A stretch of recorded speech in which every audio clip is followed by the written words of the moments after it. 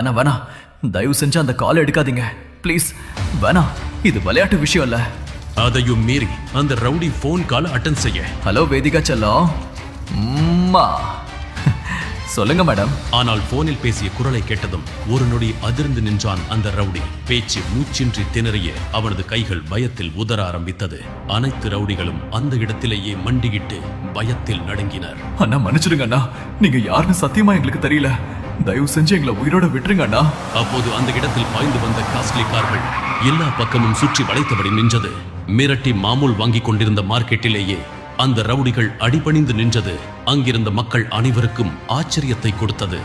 இப்படிப்பட்ட மோசமான ரவுடிகளையே யார் இப்படி பணிய வைத்தது என்று எல்லோரும் வியந்து பார்த்தனர். போனை எடுக்காதீங்கடான்னு நான் சொன்னா கேட்டீங்களடா?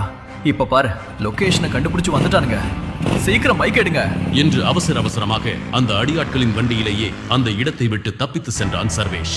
வீட்டுக்கு வெறும் கையோடு வந்த சர்வேஷை பார்த்த வேலைக்காரன், என்னடா வெறும் கையோட வந்திருக்க?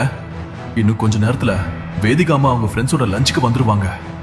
அட பாவி, இவ்ளோ நேரம் எங்க ஊரை சுத்திட்டு வர? இன்னைக்கு 2 பேருமே சாக போறோம் என்று அவர் பேசிக் கொண்டிருக்கும் போதே சர்வேஷ் அவசரமாக தன் அறைக்கு சென்று கோட் சூட்டை மாட்டிக்கொண்டு வீட்டை விட்டு வெளியே சென்றான். டேய், கோட் சூட் எல்லாம் போட்டு எங்கடா போற? உனக்கு என்ன பைத்தியம் பிடிச்சிக்கிச்சா? இங்க சமைக்கிற வேலையெல்லாம் நிறைய இருக்கு.